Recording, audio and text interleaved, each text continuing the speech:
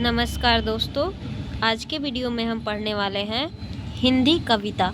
हिंदी कविता से संबंधित महत्वपूर्ण प्रश्नोत्तरी को आज हम हल करेंगे, जो कि आगामी विभिन्न परीक्षाओं के लिए बहुत ही उपयोगी सिद्ध होने वाली है। आने वाली नेट एग्ज़ाम की परीक्षा या फिर जो भी GIC, assistant professor, TGT, PGT की जो भी परीक्षाएं होंगी, उसमें हिंदी काव्य, विशेष तौर पर यहाँ हम छायावादोत्तर यानी कि प्रगतिवाद, प्रयोगवाद, नई कविता से संबंधित विभिन्न महत्वपूर्ण प्रश्नों को देखेंगे, जो कि विगत परीक्षाओं में आए हुए हैं। ठीक है, और इसके माध्यम से हम हिंदी कविता से जुड़े विभिन्न तथ्यों का रिवीजन करेंगे। तो चलिए देखते हैं पहला प्रश्न। पहला प्रश्न है, निम्नलिखित में से कौन सी प्रगतिवादी मूल्य नहीं है? ऑप्शन है 4, इसमें तथ्य बताए गए हैं। पहला है व्यष्टि चेतना, दूसरा है यथार्थ चेतना, तीसरा है इतिहास बोध और चौथा है एकेश्वरवाद। तो हम जानते हैं कि प्रगतिवाद का जो मूल्य है वो क्या होगा? यथार्थ चेतना और इतिहास बोध। ये तो प्रगतिवाद का मूल्य है, लेकिन यहाँ पूछा है मूल्य नहीं है।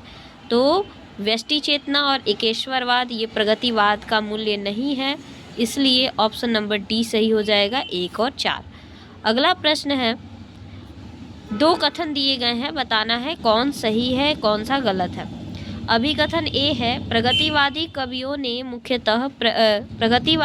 ने अधिकांशतः प्रकृति के उन्हीं रूपों का चित्रण किया है जिनमें उन्हें मनुष्य के सामाजिक जीवन की गहरी अर्थ छाया दिखाई पड़ी। तर्क के रूप में दिया है, इसलिए उसमें सुपरिचित ग्राम्य प्रकृति के स्थान पर प्रकृति का वन्य और पर्वतीय रूप चित्रित हुआ है। तो देखिए, पहला कथन तो सही है, ए सही है, क्योंकि प्रगतिवादी कवियों ने प्रकृति के उन्हीं रूपों का चित्रण किया है जिसमें मनुष्य के सामाजिक जीवन की कोई गहरी अर्थ छाया मिलती है। तो ये पहला सही है, लेकिन फिर दूसरा क्या हो जाएगा? दिख रहा है कि उसमें ग्राम्य प्रकृति के स्थान पर प्रकृति का वन्य जीव और पर्वतीय रूप चित्रित है। ऐसा नहीं है, प्रगतिवादी रचना में प्रकृति, ग्राम्य प्रकृति का अधिक चित्रण है, क्योंकि सामाजिक जीवन के निकट वही है। इसलिए कथन ए सही है और आर गलत है, ऑप्शन नंबर सी। अगला प्रश्न है, आपको 2 सूची दिए गए हैं। पहली सूची में कविता है, दूसरी सूची में उसके कवि हैं। मिलान करना है, सुमेलित करना है। तो देखिए, नदी की बांक छाया पर यह जो है, यह अज्ञेय की रचना है। आज नदी बिल्कुल उदास थी, यह जो है केदारनाथ अग्रवाल की रचना है। ठंडा लोहा ये धर्मवीर भारती की रचना है और कुआनो नदी सर्वेश्वर दयाल सक्सेना की रचना है। अतः ऑप्शन नंबर ए सही हो जाएगा। अगला प्रश्न है, निम्नलिखित रचनाओं को उनके रचनाकार के साथ सुमेलित करना है। तो रामधारी सिंह दिनकर की रचना है यहाँ दिल्ली, ठीक। राम कुमार वर्मा की रचना है एकलव्य।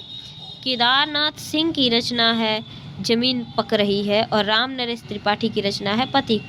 इसलिए ऑप्शन नंबर सही हो जाएगा डी, ठीक है। A4, B1, C2 और D3। अगला प्रश्न है, निम्नलिखित में से किनका संबंध सच्चिदानंद, हीरानंद, वात्स्यायन, अज्ञेय से नहीं है? यानी किस तरह उनकी कविता के यहाँ विचार दिए गए हैं। तो देखिए, पहला कथन लिखा है आत्मचेतस, दूसरा कथन लिखा है विचार कविता, तीसरा लिखा है बावरा अहेरी और चौथा है जापानी लोक कथा का रचनात्मक उपयोग। तो देखिए, आत्मचेतस तो ये हैं ही कवि, इनकी सभी रचनाओं में आत्मचेतना दिखने को मिलती है, चाहे वो नदी के द्वीप हो, ठीक है, या यह द्वीप अकेला हो। बावरा अहेरी हम देखते हैं, बावरा अहेरी इनकी रचना का ही नाम है। जापानी लोक कथा का रचनात्मक उपयोग उन्होंने किया है अपनी रचना असाध्य वीणा में। तो पहला, तीसरा और चौथा सही है, यानी कि ऑप्शन नंबर आप देखेंगे तो डी सही हो जाता है। अगला प्रश्न है, प्रकाशन वर्ष के अनुसार निम्नलिखित रचनाओं का सही अनुक्रम क्या है? तो यहाँ है रचनाएं हैं मधुबाला, प्रलय की छाया, पटकथा और असाध्य वीणा। तो देखिए, मधुबाला हरिवंश राय बच्चन की रचना है, प्रलय कथा जो है, प्रलय की छाया जयशंकर प्रसाद की रचना है, पटकथा जो है धूमिल की रचना है, असाध्य वीणा अज्ञेय की रचना है। तो इनके अनुसार सबसे पहले जयशंकर प्रसाद की रचना प्रलय की छाया, फिर हरिवंश राय बच्चन की रचना मधुबाला, फिर अज्ञेय की रचना असाध्य वीणा, फिर धूमिल की रचना पटकथा। ऑप्शन नंबर सी सही हो जाएगा। अगला प्रश्न है, 2 सूची है, पहली सूची में कवि हैं, दूसरी सूची में उनकी रचना है, मिलान करना है। तो देखिए, अज्ञेय की रचना है, अज्ञेय की रचना कौन सी है? पहले मैं सन्नाटा बूंदता हूँ। बच्चन सिंह की रचना है सत्तरंगनी। रघुवीर सहाय की रचना है सीढ़ियों पर धूप में, और सुमित्रा नंदन पंत की रचना है कला और बूढ़ा चांद। तो इसका मतलब ऑप्शन नंबर सी सही है। अगला प्रश्न देखिए, लक्ष्मी एक तरफ सूची में कवि दिए गए हैं, दूसरी तरफ वह किस वाद या विचारधारा के कवि हैं यहाँ पर बताना है। तो लक्ष्मीकांत वर्मा जो है और कविता के कवि हैं। नरेश जो है नकेनवाद के अंतर्गत आते हैं। नरेश मेहता नहीं है, नरेश जो है नकेनवाद के अंतर्गत आते हैं। शंभुनाथ सिंह नवगीत के लेखक हैं और केदारनाथ अग्रवाल प्रगतिवाद के कवि हैं। तो ऑप्शन नंबर ए सही हो जाएगा। अगला कथन है, पंक्ति है काव्य पंक्तियाँ कहाँ से ली गई है बताना है। काव्य पंक्ति है, घुसती है लाल लाल मशाल अजीब सी अंतराल वीवर के तम में, लाल लाल कुहरा कुहरे में सामने रक्ता लोक अश्नात पुरुष एक रहस्य साक्षात। यह काव्य पंक्ति कहाँ से ली गई है। तो यह काव्य पंक्ति मुक्तिबोध द्वारा है और यह अंधेरे में कविता से ली गई है। ठीक है, यहाँ पे जो कविताएं दी गई हैं वो सभी मुक्तिबोध की हैं। एक स्वप्न कथा, मुझे याद आते हैं, अंधेरे में और मुझे कदम कदम पर, ये सभी कविताएं अज्ञेय की हैं। अगला प्रश्न है, कथन दिया है कि हमें प्रयोगवादी कहना उतना ही सार्थक या निरर्थक है जितना हमें कवितावादी कहना। उक्त कथन किसका है। तो जाहिर सी बात है यह कथन जो है यह कथन है अज्ञेय का। ठीक है, ये अज्ञेय का कथन है। हमें प्रयोगवादी कहना उतना ही सार्थक या निरर्थक है जितना कवितावादी कहना, ये अज्ञेय का कथन है और इन्होंने दूसरे सप्तक की भूमिका में कहा है। अगला प्रश्न है, प्रकाशन वर्ष के अनुसार निम्नलिखित रचनाओं का सही क्रम बताना है। रचनाएं कौन कौन सी हैं। इत्तेलम, आंगन के पार द्वार, हरी घास पर क्षण भर, कितनी नावों में कितनी बार। तो आप देख सकते हैं ये सारी रचनाएं किसकी हैं, अज्ञेय की हैं। ठीक, प्रयोगवाद के प्रमुख कवि अज्ञेय की। तो इसमें सही क्रम क्या है, सबसे पहले आ जाएगा इत्तेलम, फिर हरी घास पर क्षण भर, फिर आंगन के पार द्वार, फिर कितनी नावों में कितनी बार, यानी कि ऑप्शन नंबर सी। अगला प्रश्न है, जन्म काल के अनुसार निम्नलिखित रचनाकारों का सही अनुक्रम क्या है। तो रचनाकार हैं शमशेर बहादुर सिंह, भवानी प्रसाद मिश्र, गजानन माधव मुक्तिबोध और भारत भूषण अग्रवाल।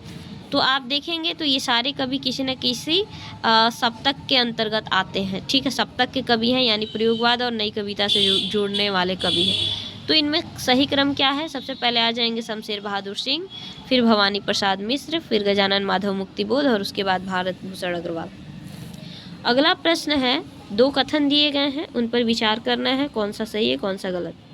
लिखता है कि छायावादोत्तर कविता विचार प्रधान काव्य है। कारण के रूप में लिखा है क्योंकि उसमें कवि के निजी संवेदनानुभवों को अभिव्यक्त होने का अवसर नहीं मिला है। तो देखिए दोनों बातें गलत हैं। छायावादोत्तर कविता विचार प्रधान कविता तो हो सकती है, लेकिन सिर्फ विचार प्रधान नहीं है, भावों और संवेदनाओं को भी उसमें स्थान दिया गया है। तो पहला कथन गलत है। और दूसरा भी लिखा है कि उसमें कवि के निजी संवेदनानुभवों को अभिव्यक्त होने का अवसर नहीं मिला है, तो ये भी बात गलत है। अतः ए गलत, आर भी गलत, ऑप्शन नंबर ए सही है। अगला प्रश्न है, उड़ गया गरजता यंत्र, गरुड़ बन बिंदु, शून्य में पिघल गया पर सांप। यह पंक्ति कहाँ से ली गई है। तो यह पंक्ति अज्ञेय की है और यह ली गई है हवाई अड्डे पर विदा नामक कविता से। और यहाँ जितनी कविताएं हैं, पहचान, सांप, हरी घास पर क्षण भर, हवाई अड्डे पर विदा, यह सभी कविताएं अज्ञेय की हैं। अगला है, ठंडा लोहा कविता संग्रह के रचनाकार कौन है। तो ठंडा लोहा कविता संग्रह धर्मवीर भारती का है। अगला है, निम्नलिखित में से कौन प्रपद्यवादी कवि नहीं है। तो प्रपद्यवादी या नकेनवादी, तीन कवि इसमें प्रमुख नाम आता है, नलिन बिलोचन शर्मा, केसरी कुमार और नरेश। न के न इनके नाम के पहले अक्षरों से बना हुआ है। तो ये तीनों कवि आते हैं प्रपद्यवाद या नकेनवाद में। गिरजा कुमार माथुर नहीं आते हैं, इसलिए ऑप्शन नंबर डी। अगला प्रश्न है, निम्नलिखित में से कौन सा काव्य संग्रह शमशेर बहादुर सिंह का नहीं है। तो देखते हैं कौन सा है, फिर देखेंगे कौन नहीं है। तो कुछ कविताएं, कुछ और कविताएं और काल तुझसे होड़ है मेरी, ये तीनों कविताएं जो हैं शमशेर बहादुर सिंह की हैं काव्य संग्रह। लेकिन आज अभी आँखों से ये शमशेर बहादुर सिंह की काव्य संग्रह नहीं है, तो यही सही है, ऑप्शन नंबर सी। अगला प्रश्न देखते हैं, जन्म काल के अनुसार निम्नलिखित उपन्यासकारों का सही क्रम बताना है। तो देखिए हम कविता पढ़ रहे थे, लेकिन यहाँ उपन्यासकारों का एक प्रश्न आ गया है, फिर भी देख लेते हैं। तो ये उपन्यासकार हैं यशपाल, हजारी प्रसाद द्विवेदी, अज्ञेय और रंगे राघव। तो इनका सही क्रम भी यही है, पहला ही सही है। सबसे पहले यशपाल आ जाएंगे, फिर हजारी प्रसाद द्विवेदी, फिर अज्ञेय और उसके बाद रंगे राघव। अगला प्रश्न हो जाता है, एक तरफ आपको सूची 1 में कुछ काव्य पंक्तियाँ दी गई हैं और सूची 2 में कवि दिए गए हैं। बताना है कि कौन सी काव्य पंक्तियाँ किस कवि की हैं। तो पहली पंक्ति है, श्रेय नहीं कुछ मेरा, मैं तो डूब गया था स्वयं शून्य में, वाणी के माध्यम से मैंने अपने को मैंने सब कुछ को सौंप दिया था। श्रेय नहीं कुछ मेरा, मैं तो डूब गया था स्वयं शून्य में। यह काव्य पंक्ति जो है अज्ञेय की है, असाध्य वीणा से। ठीक है, तो उसके बाद अगली पंक्ति है, परम अभिव्यक्ति लगातार घूमती है जग में, पता नहीं जाने कहाँ वह है। यह पंक्ति है मुक्तिबोध की अंधेरे में कविता से। अगली पंक्ति है, पर एक तत्व है बीज रूप स्थित मन में, साहस में स्वतंत्र में नूतन सर्जन में। यह काव्य पंक्ति है धर्मवीर भारती की। फिर अगला है, मैं उनका आदर्श जो व्यथा न खोल सकेंगे, पूछेगा जग किंतु पिता का नाम न बोल सकेंगे। यह पंक्ति है दिनकर की, उनकी रचना रश्मि रथी से। तो यहाँ सही ऑप्शन हो जाएगा ऑप्शन नंबर ए, है ना। ए का 5 हो जाएगा, B1, C4 और D2, यानी ऑप्शन नंबर ए सही हो जाएगा। अगला प्रश्न हो जाएगा यहाँ पर कि आपको 2 सूची दी गई है। पहली सूची में कविता का नाम है और दूसरी सूची में कवि है। बताना है कि कौन सी किससे सुमेलित होगा। तो इशारे ज़िंदगी के कविता जो है अज्ञेय की है। बूंद टप की एक नभ से, ये भवानी प्रसाद मिश्र की कविता है। 4 ईमानदार, ये जो है कुंवर नारायण की कविता है। और मेरा प्रतिनिधि, ये जो है रघुवीर सहाय की कविता है। तो ऑप्शन नंबर बी सही हो जाएगा। अगली प्रश्न है, एक तरफ काव्य कृतियाँ हैं और दूसरी तरफ कवि हैं। बताना है कि क्या सही सुमेलित होगा। तो मुक्ति प्रसंग जो है राजकमल चौधरी की रचना है। खुशबू के शिलालेख भवानी प्रसाद मिश्र की रचना है। अनुभव के आकाश में चांद लीलाधर जगूड़ी की रचना है। और रेणुका रामधारी सिंह दिनकर की रचना है। ऑप्शन नंबर बी सही है। अगला प्रश्न है, जन्म काल के आधार पर कवियों का सही अनुक्रम बताना है। तो यहाँ नागार्जुन, त्रिलोचन, भवानी प्रसाद मिश्र और नरेश मेहता है। सही क्रम हो जाएगा ऑप्शन नंबर सी। सबसे पहले आ जाएंगे नागार्जुन, फिर भवानी प्रसाद मिश्र, उसके बाद त्रिलोचन और फिर नरेश मेहता। ठीक, अगला प्रश्न हो जाएगा, काव्य पंक्तियां हैं, अब तक क्या किया, जीवन क्या किया, ज़्यादा लिया दिया बहुत बहुत कम। ठीक है, तो ये पंक्ति कहाँ से ली गई है। ये मुक्तिबोध की पंक्ति है, मुक्तिबोध द्वारा है और इनकी रचना अंधेरे में से ली गई है। अगला प्रश्न है, मौन भी अभिव्यंजना है, जितना तुम्हारा सच है उतना ही कहो। यह मौन के इस रचनात्मक संदर्भ की अभिव्यक्ति अज्ञेय ने अपनी किस काव्य कृति में की है। तो इस कविता का नाम है जितना तुम्हारा सच।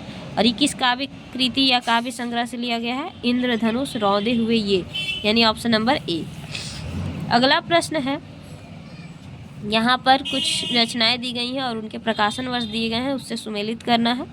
तो कुकुरमुत्ता जो निराला की रचना है, इसका प्रकाशन होता है 1942 में। हुंकार जो कि दिनकर की रचना है, इसका प्रकाशन होता है 1939 में। भग्नदूत जो कि अज्ञेय की रचना है, इसका प्रकाशन होता है 1933 में। और प्रेम संगीत जो कि बच्चन जी की रचना है, हरिवंश राय बच्चन, इसका प्रकाशन होता है 1937 में। ठीक, ऑप्शन नंबर डी सही हो जाएगा। अगला प्रश्न है, काव्य पंक्ति, आज मैं अकेला हूँ, अकेला रहा नहीं जाता, जीवन मिला है यह, रतन मिला है यह काव्य पंक्ति है त्रिलोचन की। ऑप्शन नंबर ए सही है।